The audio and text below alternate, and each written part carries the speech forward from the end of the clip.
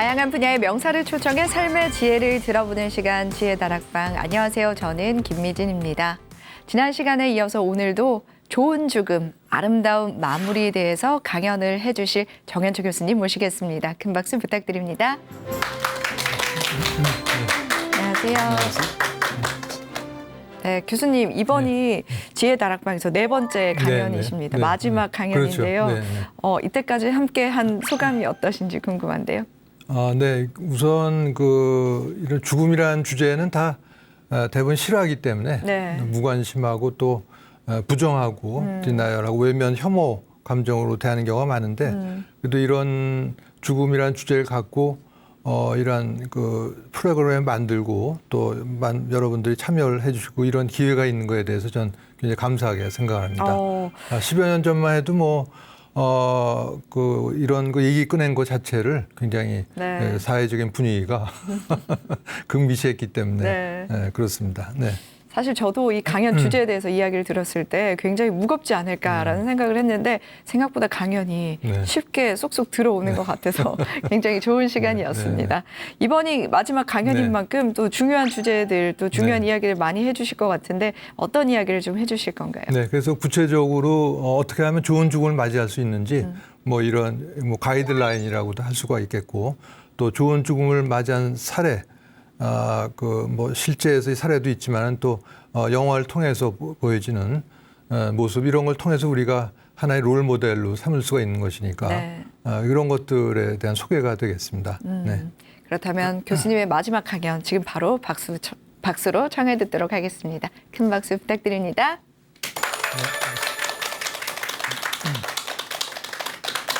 가족들도 다 알고 의료진도 다 아는데 본인만 모르는 가운데 매일매일 나빠져 갔던 거죠. 고양이 목에 방울을 달기로 주들이 모여서 결정을 했지만은 누가 달 건지는 나서는 사람이 없죠. 서로 미루는 거하고 똑같습니다. 기본적인 인권이기 때문에 환자 본인이 자기 병을 알아야 된다. 두 번째는 가족과 신뢰를 유지하는 데 필수적이다. 죽음과 죽어감에 있어서 관심을 갖고 주인공이 돼야 될 거는 말기암 환자 본인이지 가족이나 의료진이 다시 말해서 조연급 배우가 절대 아니다는 거를 죽음이 임박한 분에게는 삶의 근사점, 삶의 종말점, 사후세계 이런 걸 들려드림으로써 그래도 좋은 죽음을 맞이할 수 있는 방법이 될 수가 있겠습니다. 이 죽음이 격리가 되지 않고 우리 일상 속에 들어와 있어서 사람들이 늘 접하는 죽음의 모습. 평소에 공부 하나고 준비 하나라도 안 하고 있다가 좋은 죽음을 맞을 수는 절대로 없겠습니다.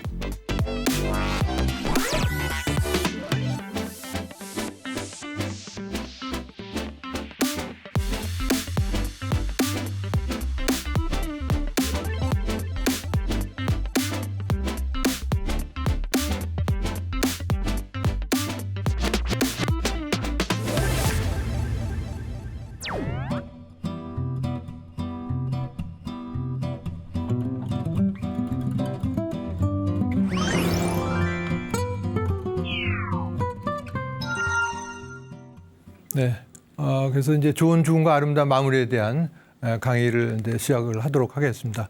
이거는 제가 아마 10여 년 전에 경험한 사례인데 68세 남자분이 진료실로 왔습니다. 이분은 65세 정년하고 나서 이제 잘 지내다가 2달 전부터 속이 좀 더부룩하다고 해서 왔죠. 이분은 그냥 내시경 검사만 해달라 이렇게 왔는데 비교적 고령의 나이에 위내시경만 하는 건 위험할 수가 있어서 왜냐하면 여러 가지 다른 질환들도 이런 증상을 나타나게 할 수가 있는 거니까 그래서 물어봤더니 구토라든가 복통 이런 거 전혀 없었고 진찰 소견도 이상이 없었습니다.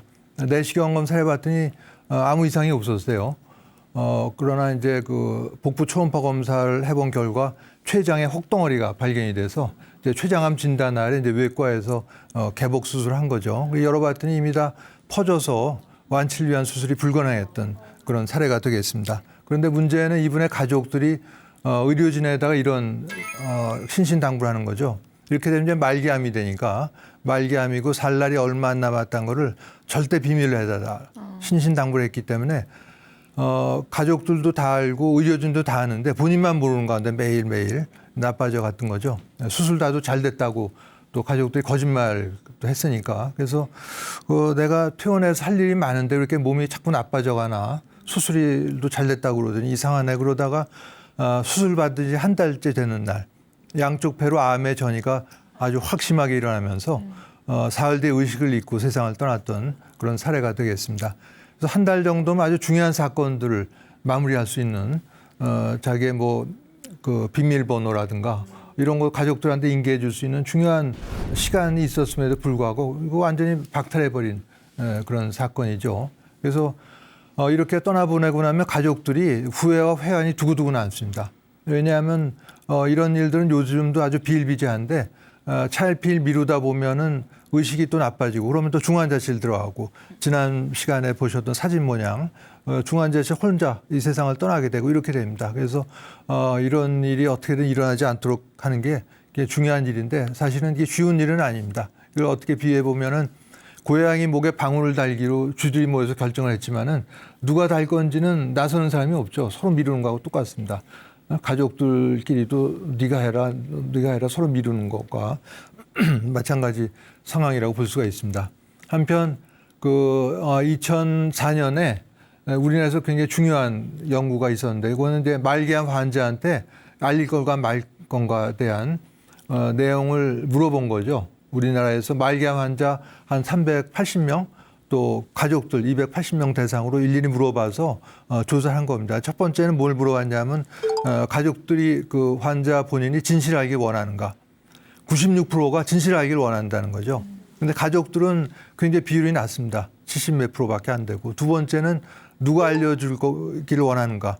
말기암 환자는요 80%가 자기를 치료해 주는 의료진이 알려주길 원하는데 가족들은 그게 아니고 집안의 제일 연장자 또 목사나 신부님이 알려준 게 좋지 않겠는가 이렇게 생각하는 거죠. 세 번째는 언제 알릴 건가. 말기암 환자 대부분 72%니까 대부분은 하루라도 좀 빨리 알려달라는 건데 가족들은 45%밖에 안 됩니다. 차일피일 자꾸 미루는 거죠. 누구 생각이 제일 중요하겠어요. 말기암 환자 본인이 제일 중요한 겁니다. 그래서 말기암 환자 거의 대부분 96%는 진실을 좀 알려달라는 거고 두 번째는 알릴 때는 자기를 치료해둔 담당 의료진이 알려주길 바라는 거고 세 번째는 하루라도 좀 빨리 알려달라는 거를 실제로 말기암 환자 본인이 원한다는 거를 우리가 잘 알고 있는 게 무엇보다 중요하다고 볼 수가 있습니다. 여기에 대해서는 알퐁스 데켄 신부는 이제 지난 시간에도 소개해드렸는데 독일인 신부죠. 이게 미국에 건너와서 철학으로 박사학위를 받고 일본에 건너와서 1970년대부터 바람직한 주구문화 정착을 위해 노력했던 분인데 이분은 그 환자에게 사실을 그대로 알려야 되는 이유에서 네 가지를 들고 있는데 어떻게 보면 당연한 내용입니다. 기본적인 인권이기 때문에 환자 본인이 자기 병을 알아야 된다. 두 번째는 가족과 신뢰를 유지하는 데 필수적이다. 거짓말을 하기 시작하면 어떻게 됩니까? 또 다른 거짓말 또 해야 되고 거짓말이 계속 불어나기 때문에 신뢰가 생기지 않는다는 거죠. 세 번째는 그 병에 대한 그 가족들이 숨김으로써 의혹을 갖는 건 좋지가 않다. 네 번째는 무엇보다도 시간이 얼마 안 남았다는 거를 정확히 알려줘야만 말기암 환자 본인이 자신의 마무리를 잘 할 수 있는 그런 거기 때문에 네 가지를 나눴지만 다 일일이 생각해 보면 다 당연한 얘기라고도 할 수가 있습니다. 자, 이거는 어느 수녀님 한 분이 하스피스 경험이 많은 수녀님 한 분이 공유한 사례입니다. 어느 말기 위암 환자인데 이분이 내가 31년 동안 그 아내와 두 아들의 남편이자 가장으로 아주 잘 살았는데 내가 불치병에 걸리니까 이 가족들이 날 빼놓고 지들끼리만 수군댄다. 지들이라고 하는 게 바로 가족과 의료진이죠. 그래서 나는 소외감과 배신감을 느껴서 더 이상 살고 싶지가 않다. 이런 얘기를 했습니다. 그래서 마치 내가 집안에 붙박이나 장농이냐 뭐냐 이렇게 취급당하는 것 같아서 31년 동안 헛산 것 같다. 그 인생이 허무해진다. 이런 얘기를 했다는 거죠. 그래서 이렇게 숨기고 하게 되면은 그 본인도 어느 정도 알게 되는데 그럴 때 말기암 환자 본인이 느끼는 감정은 그래 이런 중요한 문제를 나한테 얘기해 주지 않아서 참으로 고맙다가 아니라 이 사례처럼 배신의 감정을 느낀다는 거죠. 이걸 아는 게 굉장히 중요하다고 볼 수가 있습니다. 자, 그래서 이제 이렇게 비유해 볼 수가 있겠어요. 어떤 죽음과 죽어감에서의 주인공은 누가 돼야 되겠는가? 말기암 환자 본인이 돼야겠죠. 왜 본인이 주연급 배우라고 한다면은 가족과 의료진 조연급 배우라고 할 수가 있겠습니다. 주연급 배우가 나서서 해야 될 일을 조연급 배우들이 나서서 뭐 결정을 하고 하는 것은 있을 수가 없는 일입니다.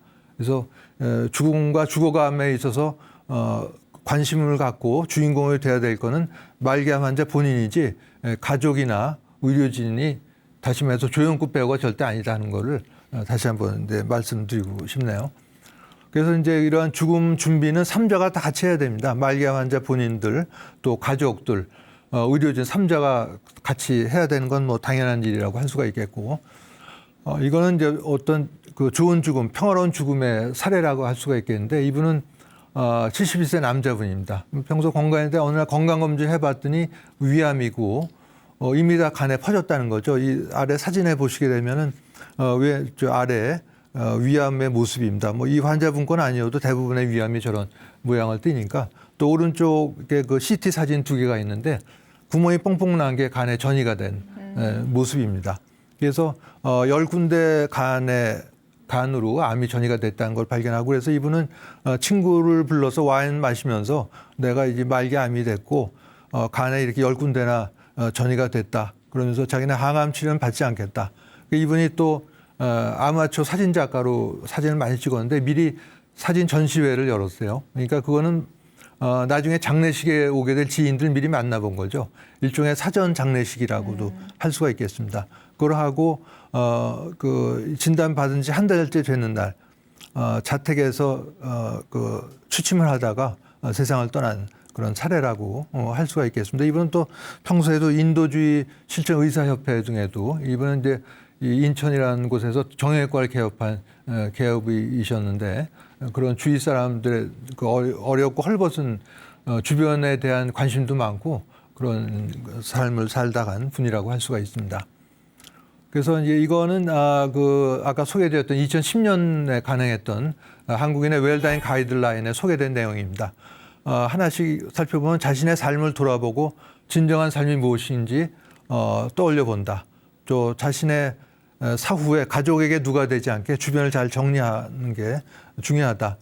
갑자기 돌아가시게 되면 정리가 하나 안 돼서 가족들이 애를 먹게 되죠. 뭐 가족들이 좀 애를 먹는 거야 그렇다 손 치더라도 그래서 본인이 마무리를 하나도 못하고 그냥 떠나게 되다 보니까 그게 안타까운 일이라고 할 수가 있습니다. 또 마무리 안 된 인간 관계가 있으면 만나서 그 사람과 화해하는 게 가장 좋겠지만은 만날 수 없는 경우도 있을 겁니다. 그럴 때는 마음속에서라도 그런 좋지 않은 감정을 털어낸다. 이걸 굉장히 강조를 하죠. 또 종교가 있다면 신앙생활에 더 충실한다 하지만은 종교가 없다고 해서 또 구태 특정 종교를 가질 필요는 없습니다. 어떤 제도권 종교를 갖지 않는다 하더라도 얼마든지 좋은 임종 준비를 할 수가 있기 때문에 그런 것이죠. 그다음에 유언장을 쓰고 나서는 뭐 유산 상속인 이런 세속적인 문제 일치감치 떨쳐버린다. 또 사후생이 있다는 믿음을 가지고 주변 사람 공부하면서 적극적으로 준비한다 이렇게 돼 있는데 10년 전에 썼을 때는 사후생이 있다는 믿음이라고 문장을 썼는데 지금 10여 년 지나서 생각해 보니까 이건 믿음이 아니라 알무로 고쳐야 되지 않나 그런 생각이 요즘엔 들고 있습니다. 또 아직 남은 능력으로 이웃에게 베풀 수 있는 일이 뭔지 좀 찾아봐서 자기가 거동할 수 있고 한다면 그런 일을 한다. 또 해외 외신에 보면은 백혈병으로 죽어가는 환자가 백혈병 환자를 지원하기 위한 뭐 재단을 설립한다든가 모금 운동으로 한다든가 이런 걸 아마 많이 보셨을 겁니다. 이런 것 그런 행동들이 이런 예라고 볼 수가 있겠죠. 또 무의미한 연명 치료에 집착하지 않는다. 또 가족 의료진 주위 사람에게 무리한 요구를 하지 않는다.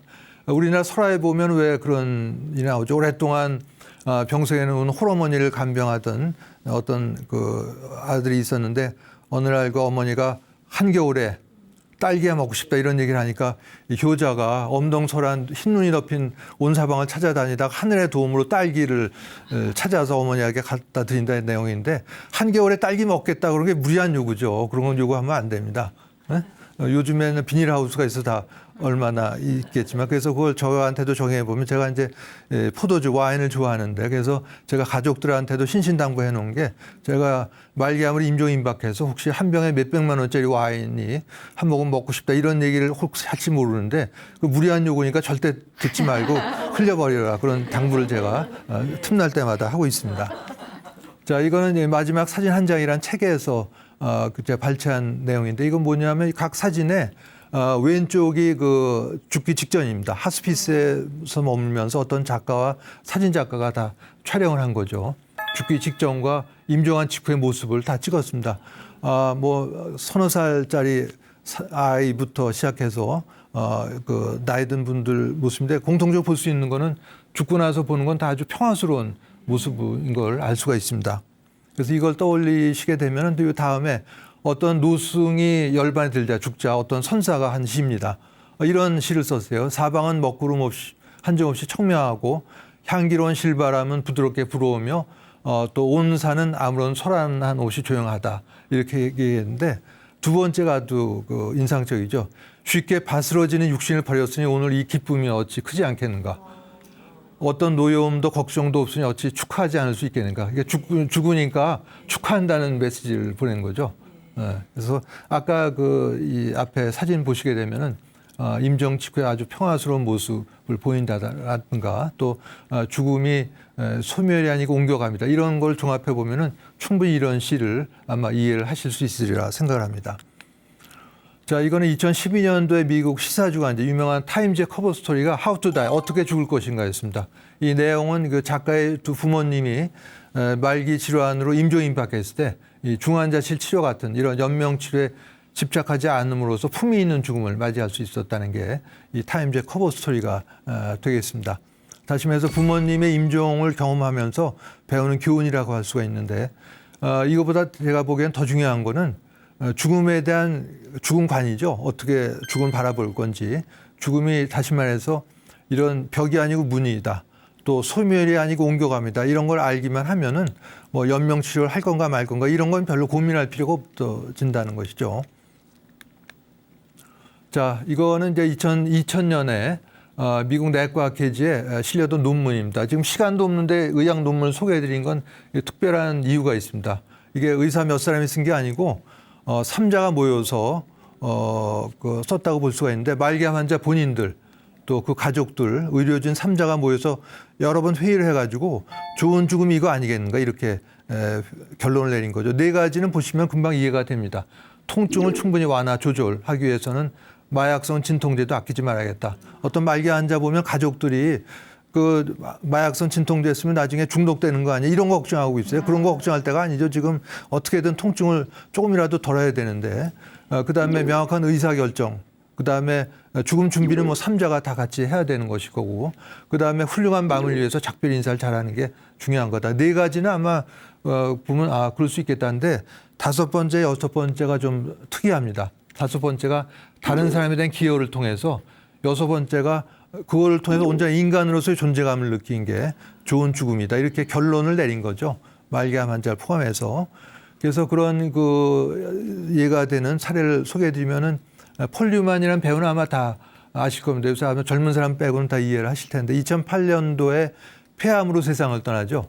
방사선 치료를 받다가 좋아지지 않으니까 중환자실에 가는 대신 집으로 돌아와서 가족과 지인들이 지켜보는 가운데 임종을 맞게 됩니다. 여기까지만 보면 그냥 유명인의 그 부고 정도로 넘길 수가 있는데 폴 뉴만이한 특별한 일이 있습니다. 워낙 요리를 좋아했는데 요리하기를 그래서 친구가 아직 그냥 본격적으로 해보면 어떻겠는가 해서 식품 회사를 차립니다. 유기농으로 재배한 스파게티 소스나 샐러드 드레싱 이런 걸 만드는 회사를 차리고 이 미국 슈퍼마켓 가보면 지금도 이런 폴 뉴만이 그 상표로 있는 이런 드레싱 같은 거 볼 수가 있는데 그래서 첫 해에 굉장히 큰 수익을 내죠. 그래서 이거를 첫 해부터 난치병 환자 진료를 위해서 기부를 하기 시작을 합니다. 미국 내에는 30개 주, 미국 밖에 28개 나라에 난치병 환자 진료에 위해서 기부를 하게 되는데 그래서 기부한 돈이 28년 동안 3천억 정도를 기부를 하는데 그 운영 방식이 독특했습니다.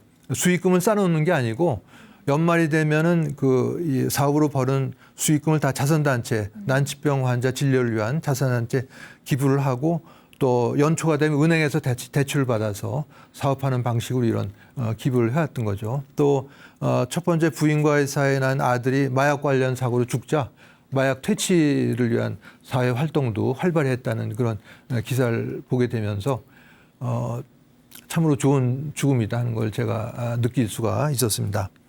다음 소개해드릴 영화는 뭐 그렇게 엄청난 돈을 기부하지 않았지만 하나의 소시민으로서 이런 좋은 죽음을 맞이했던 그런 사례죠. 이끼루라는 건 일본 말로 살다 살아있습니다. 내용은 사실은 죽는 내용입니다. 70년 가까이 된 영화인데 이 영화의 감독은 구로사 아키라라는 유명한 일본 감독입니다. 나생문, 라쇼몽이라는 영화로 국제적으로 잘 알려져 있는데 이 영화는 상도 많이 받고 10대 명화에 꼽히기도 했는데 내용은 이렇습니다. 주인공이 시청 직원인데 제목은 살다 살아있습니다. 내용은 죽는 내용입니다. 주인공이 시청 직원이고 정년까지 무사한이라는 삶을 살았는데 속이 아파 위장약 먹으며 지내다가 병원에 가봤더니 위암이 다 퍼져서 이제 살 날이 얼마 안 나왔다. 반년밖에 못 산다. 이런 통보를 받게 되죠. 그래서 이런 통보를 받고 나서는 평소에 안 마셨던 술도 마셔보고 도박도 해보지만은 이 마음의 공허함을 채울 길이 없습니다. 밑에 직원 보고는 30년 동안 뭘 했는지 생각이 안 나고 그냥 매일 바빴다는 기억밖에 없다. 이렇게 털어놓습니다.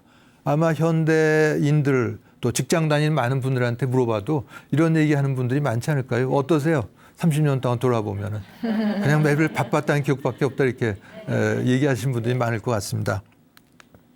그러면서 죽기 전에 어떤 일이든 하고 죽어야 하는데 뭔지 모르겠어 하다가 이 다음 장면에서는 그 아이디어가 떠오른 거죠. 그래서 아직 할 수 있을지 몰라. 뭔가 아이디어가 떠올랐는데 이게 바로 꺼져가던 장작돔에 마치 불이 다시 피어오르는 것 같은 그런 모습을 보입니다. 그래서 사무실로 돌아와서 방치해 놨던 주민민원 서류 중에 하나를 꺼내서 찾아내겠는데 이게 바로 자기 담당 구역 내에 이런 버려진 공터가 있고 웅덩이가 깊게 패여 있어서 비가 많이 오면은 물웅덩이가 깊게 생기니까 위험하기도 하고 파리목이 들끓으니까 이거를 공원으로 만들어 달라는 게 주민들의 수건 사업인데 진행이 되질 않습니다. 7개가 되는 거가 관여하니까 이쪽 가면 저쪽 가라 그러고 뺑뺑이를 돌리니까 몇 년째 제자리 걸음이었던 건데 이거를 주인공이 직접 나서서 담당 과장이 본인도 과장이긴 하지만 그 해당되는 과의 과장이 결제 도장 찍어주기 전까지는 자리에서 일어나지 않는 방법으로서 하나씩 승인을 받아내게 됩니다.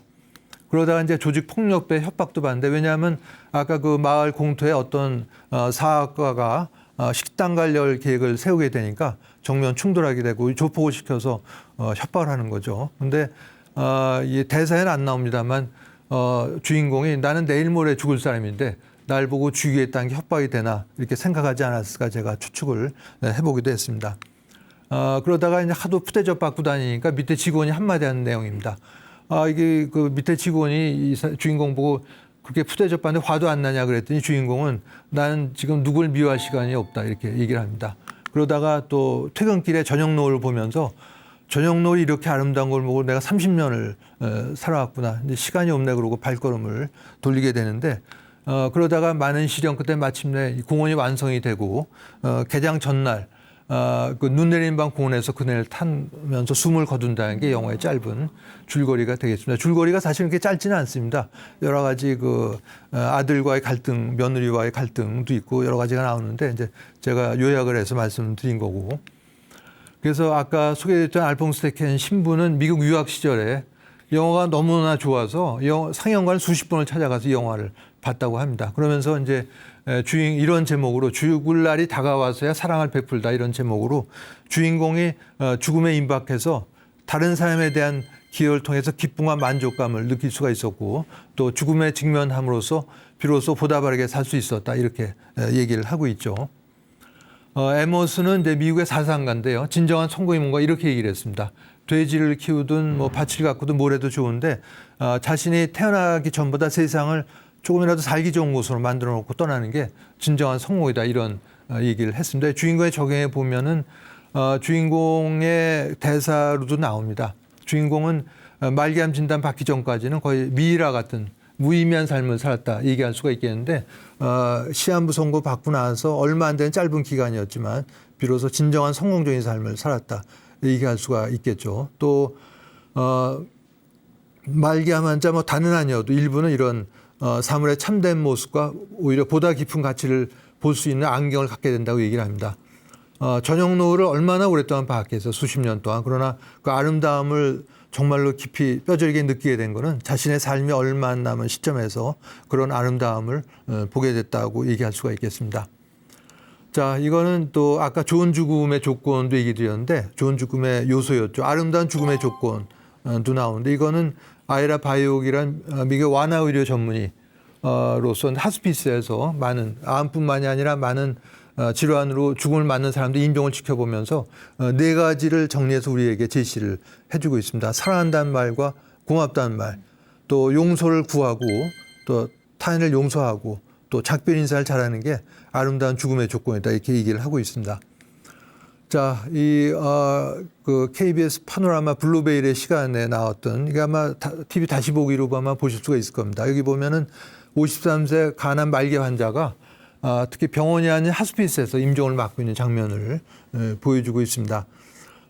여기 보시게 되면은 이제 그 임종하는 사람이 가족들에 둘러싸여서 못다한 말을 서로 다 하고 또 그 이 환자를 돌보는 병원 직원은 의료진은 환자한테 환한 빛을 따라가라 이런 얘기를 해주고 하면서 그 임종을 맞는 모습을 보여주고 있죠. 자, 보게 되면 이 딸이 그 임종을 맞는 아빠에게 이런 얘기를 해줘. 같이 있어줘서 아주 많이 행복했다 이런 얘기를 해주는데 병원 중환자실 같으면 이런 걸 모습을 기대하기 어려울 겁니다. 면회 시간도 워낙 짧은 데다가 새벽 2시쯤 혼자 세상 떠난 일이 비일비재하기 때문에 그런 것이죠. 그래서 아마 그 많은 경우에 보면 부모님 돌아가실 때 대부분 이런 반응을 보일 겁니다.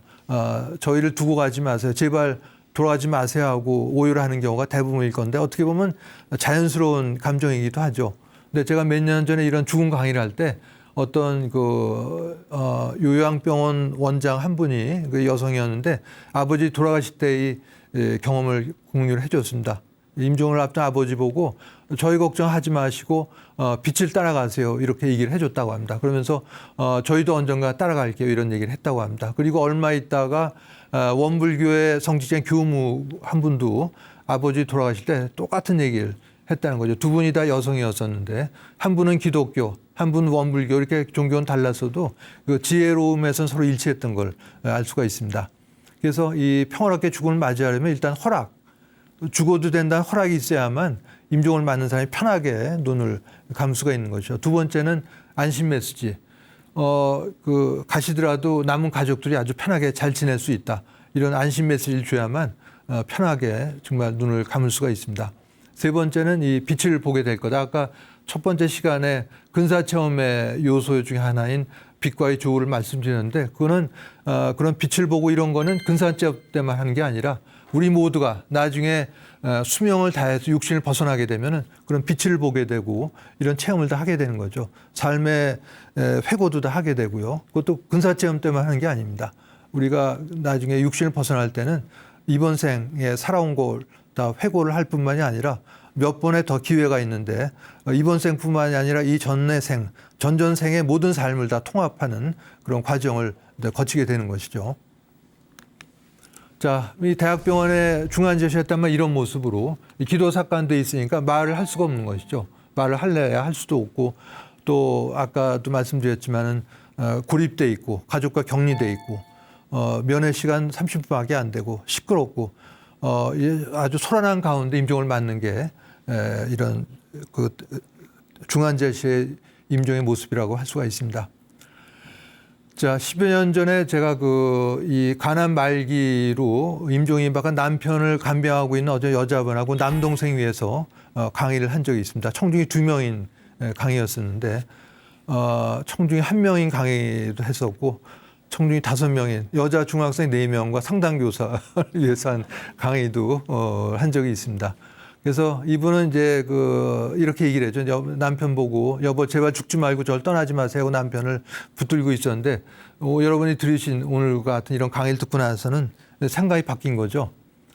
그래서 여보 내 걱정 말고 아프지 않은 곳으로 가세요 이런 얘기를 했다고 그럽니다. 그랬더니 이 말을 듣고 이 고통, 간암의 고통이라는 게 굉장히 극심한 어떻게 비유해 보냐면 여성분들의 출산 시의 고통에 비유하기도 합니다. 아주 극심한 고통인데 고통으로 일그러졌던 남편 얼굴이 편안해지면서 바로 떠나가더라. 이게 장례식 끝나고 한 달 지나서 만났을 때 당시의 상황을 저에게 공유를 해줬습니다. 그때 남편이 아무도 못 듣는 아주 좋은 음악 소리가 들린다고 그랬고 또 먼저 세상 떠난 지인이 병실 문 앞에 와 있다면서 굉장히 불안한 눈치였는데 이런 걸 모른다면은 여보 왜 이래 정신 차리라고 그랬고 남편을 면박을 주고 기를 죽였을 텐데 이런 걸 알기 때문에 마중을 하러 온 거니까 편안하게 받아들여라 하면서 남편을 위축시키지 않고 격려하면서 아주 편안한 죽음을 맞이할 수 있었다 이런 얘기를 저한테 해줬습니다.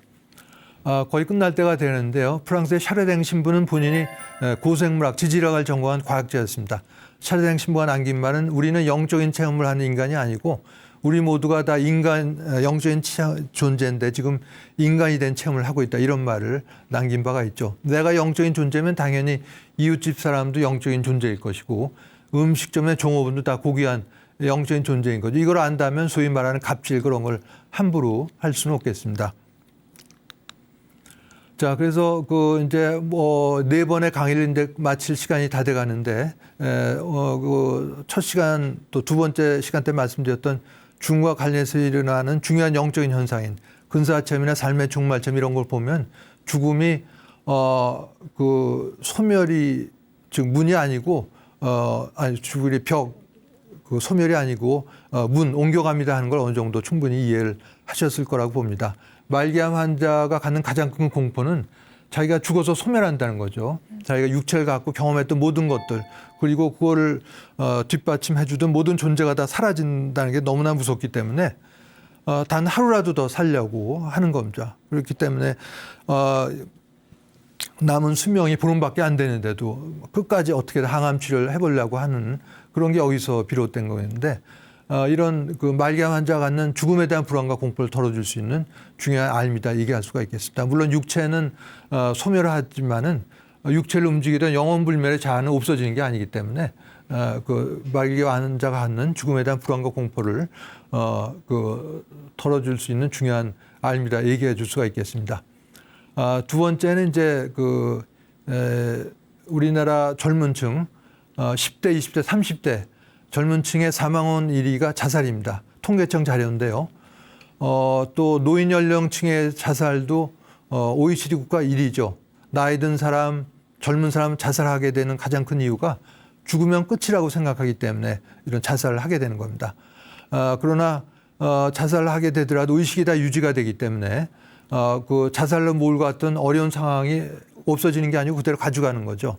또 육체가 있어야만 그 어려운 상황을 해결하기 위해서 당사자와 대화도 하고 피하면 싸우기도 해야 될 텐데 어려운 상황은 그대로 끌고 가고 해결도구는 없어져 버리는 더 난감한 상황에 빠진다. 이런 걸 얘기를 해줘야만 바람직한 자살 예방 교육이 이루어질 수가 있겠습니다. 세 번째는 사별이죠. 사별은 특별한 사람만이 하는 게 아닙니다. 우리 모두가 사별을 하게 되는데 부모, 형제 또 배우자, 자식과 영원히 살 것 같지만 언젠가는 어느 시점부터는 먼저 떠나보내고 떠나가기도 하면서 사별을 하게 됩니다. 가족 구성원을 사별하고 나서 슬픔에 빠지는 건 자연스러운 일이지만은 몇 년이 지나도 아직도 깊은 슬픔에 빠져서 식음을 전폐하고 아무 일도 안 한다. 이건 좀 비정상적인 일이기 때문에 이런 사별로 인한 깊은 슬픔에 빠져 있는 사람들에게는 그런 슬픔에서 걸어 나올 수 있게 해주는 중요한 알미 될 수 있겠다. 이렇게 얘기 드릴 수 있는 거죠. 이 사실은 말기암 환자, 두 번째 자살 문제, 세 번째가 사별자 문제인데 이런 것들은 결국은 다 특별한 부류가 아니고 우리 모두에게 해당되는 문제라고 할 수가 있습니다. 자, 이거는 제가 2010년에 10여 년 전이죠. 제 큰딸이 미국 동부 여행할 기회가 있었는데 그때 뉴욕 월스트리트에 갔을 때 찍은 사진을 보내줬습니다. 도심지 가운데 공동묘지가 있는 거죠. 보시게 되면은 우리나라 같으면 어떻게 해서 바로 밀어버리고 돈 되는 주상복합지였을 텐데 도심지에 이런 묘지가 그대로 유지가 되고 있는 겁니다. 또 이 책방에서 본 공동묘지 사진이죠. 이걸 보면은 이 죽음이 격리가 되지 않고 우리 일상 속에 들어와 있어서 사람들이 늘 접하는 죽음의 모습 이렇게 볼 수가 있습니다.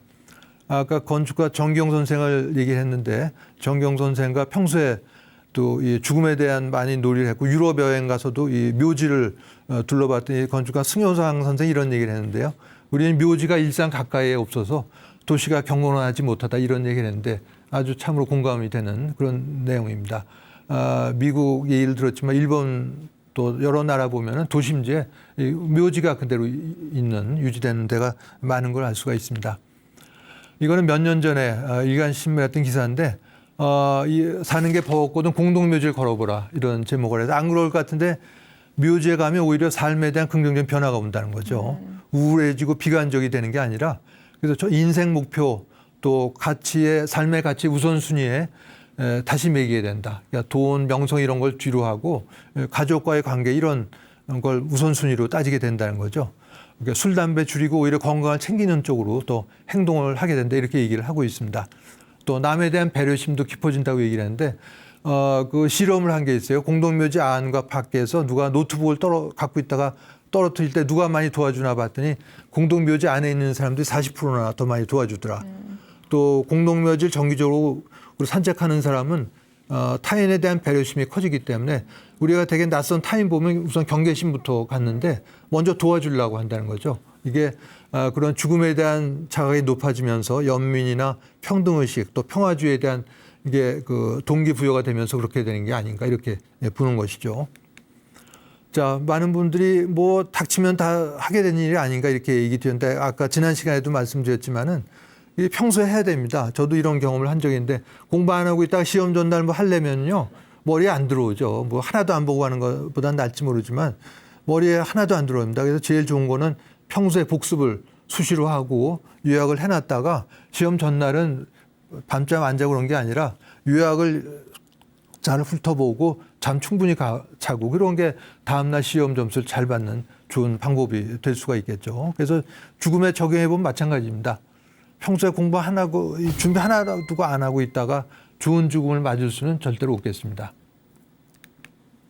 자, 이거는 조병화 시인의 시인데요. 묵은 의자를 비워드리죠 하는 내용이죠. 아마 기억을 하실 겁니다. 먼 옛날 어느 분이 또 자기한테 이런 의자 물려줬다 얘기를 하면서 지금 어둠에쯤 아침을 몰고 있는 어린 분이 계시옵니다 하면서 그분을 위해서 이 묵은 의자를 비워드리겠습니다.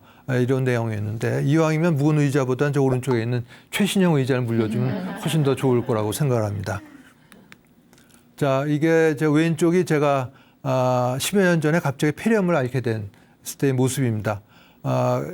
수영을 다시 시작해서 6개월 돼서 건강 상태도 좋았는데 갑자기 폐렴을 앓게 되고 외국 학회 사흘 뒤에 출국을 해서 이 진행도 맡아야 되는데 못하게 된 거죠.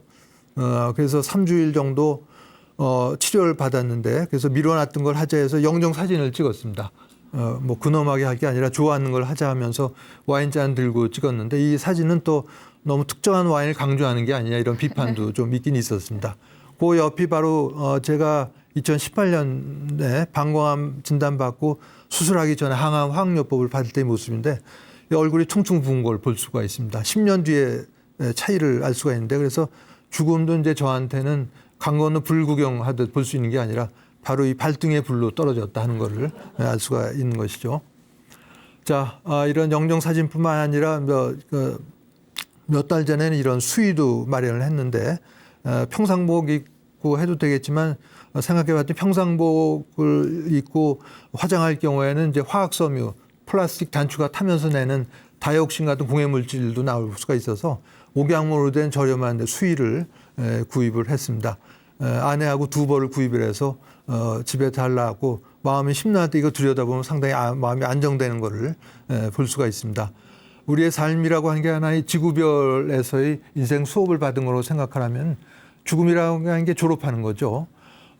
또 이 공술의 공수고라는 말이 많은 한인데 맞는 말이죠. 죽을 때 뭐 주식이나 금반지 하나 못 갖고 하는 게 현실이니까. 그러나 반밖에 안 맞는 말인데 그냥 맨손으로 가는 게 아니라 살면서 쌓은 지혜와 노력, 타인에 대한 배려, 수행, 수양, 선행 이런 거를 눈에 보이지 않는 여행용 가방에 갖고 가는 거죠.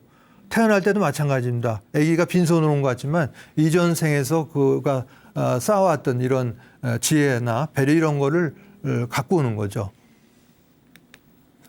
자, 이거는 이 갈매기 꿈에 나오는 내용입니다. 먹는 일보다 또 서로 다투는 일보다 우리 중에서 권력 차지하는 일보다 더 가치 있는 삶이 있다는 거 알기까지 우리가 얼마나 많은 삶을 살아야 되는가 그런 내용입니다. 또 살아가는 목적 완성을 발견하기 위한 것이다. 이런 내용이 나오는데 그래서 갈매기 꿈에서 갈매기 조나단 리빙스톤은 이 다른 갈매기들이 어선 뒤를 쫓아다니면서 던져주는 생선 대가리 먹기에 바쁜데 높이 나는 법을 연말합니다. 높이나 알고 하강하고 이런 거에 몰입을 하게 되죠. 이거는 끝날 때가 돼서 그 카잔사키스의 그리스는 졸바의 작가죠. 임정전 메모입니다. 나는 이제 연장을 거두고 집으로 돌아간다. 두렵거나 지쳤기 때문이 아니라 단지 해가 저물었기 때문이다. 이런 내용이 나오고요. 이제 마지막이 돼가는데 요거는 제가 인용하는 유진 스미스의 그 작품입니다. 죽음은 소멸이 아닌 옹교감이다를 강조할 때 쓰는 내용이고 옹교하기 전 할 일이 충만한 삶을 사는 거겠죠. 이런 방법을 권장을 합니다. 어깨에 가상의 새가 있다고 가정을 매일 물어보는 거죠. 새한테 내가 죽는 날이냐 새야. 준비됐니? 바랐던 대로 살았니? 되고 싶던 사람이 됐니? 하면서 눈에 보이지 않는 새에게 매일 물어봄으로써 마음이 충만한 삶을 살 수 있다고 얘기를 합니다. 자, 이 4시간의 시간을 통해서 처음 2시간은 삶이 죽음이 소멸이 아니고 옹교감이다 이런 말씀을 드렸고 나머지 2번은 어떻게 하면 아름다운 마무리 할 수 있는가에 대해서 말씀을 드렸습니다. 장시간 강의를 들어주시느라고 대단히 수고 많으셨습니다. 네, 감사합니다.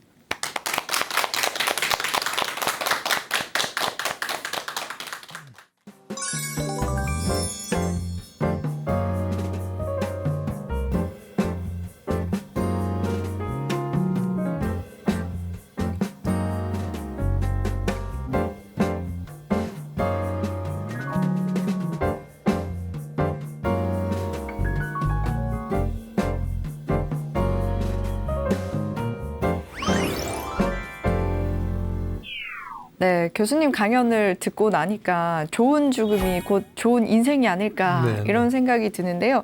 교수님께서는 이제 죽음학에 대해서 관심을 가지고 깊이 공부를 하셨는데 이 죽음학을 알기 전과 후 좀 달라진 것들이 있습니까? 네, 아이고 대단히 좋은 질문 해주셨는데요. 사실 그거 다 말씀드리려면 한 시간 정도 시간이 필요한데 뭐 다 말씀드릴 수는 없겠고 우선 중요한 거는 전에는 그냥 무심코 지나쳤던 그런 것들을 좀 더 유심히 보게 된 거죠. 뭔가 예를 들어서 물론 제가 이제 사진을 은퇴하고 나서 찍게 된 영향도 있긴 하겠지만 그냥 무심코 지나쳤을 뭐 나뭇잎이라든가 길가에 핀 버섯 이런 것들 다 세심하게 관찰하기 시작했다는 거고 올 1월에도 눈이 핀 가운데 이제 매화도 보고 봄 되면서 벚꽃도 봤지만은 드는 생각은 이게 혹시 마지막일지 모른다 이런 생각을 하게 되면은 내년에도 또 볼 수 있겠지가 아닐까.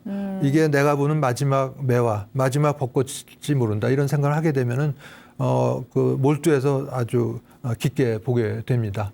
그러면 사람과의 모임에서도 마찬가지인데요. 어떤 모임에 갈 때 이게 모임이 마지막이 될지 모른다. 이런 생각을 하게 되죠. 네. 내년에는 기회가 없고 오늘 모임이 마지막이 될지 모른다. 이런 생각을 하게 되면은 좀 더 그 모임에 집중을 하게 되고 또 상대방에 대해서도 결점, 모자란 점을 찾기보다는 뭐 하나라도 좀 장점을 어떻게든 찾아서 부각을 시키고 칭찬해 주려고 하게 되는 게 뭐 자연스러운 걸 겁니다. 아마 그런 걸로 이제 변화를 말씀드릴 수가 있겠네요. 네.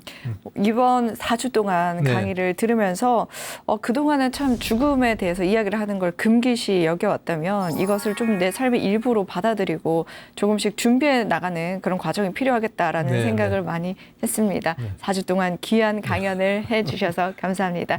정현철 교수님께 큰 박수 부탁드리면서 오늘 이 시간 마무리하겠습니다. 함께해 주신 여러분 고맙습니다. 네, 감사합니다.